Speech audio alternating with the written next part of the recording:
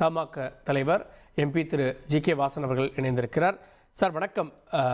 தமிழகத்தைச் சேர்ந்த திரு CP ராதாகிருஷ்ணன் குடியரசு துணைத் தலைவராக இருக்கிறார். எதிர்பார்த்ததை விட கூடுதல் வாக்கள் அவர் பெற்றிருக்கிறார். உங்களுடைய வாழ்த்து செய்தி? ஒரு மகிழ்ச்சியான தருணம். உலகிலேயே 140 கோடி ஜனத்தொகை, முதல் தொகை கொண்ட நாடு இந்தியா. மிகப்பெரிய ஜனநாயகம்.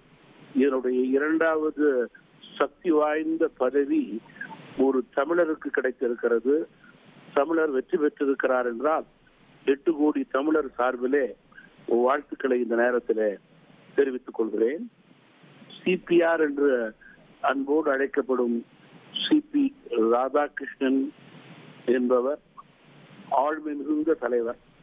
அதன் அடிப்படையிலேயே சிறு வயதிலிருந்தே பொது வாழ்விலே தன்னை ஈடுபடுத்திக் கொண்டு கடின உழைப்பு, அர்ப்பணிப்பின் காரணமாக படிப்படியாக உயர்ந்த பெருமை அவருக்கு உண்டு.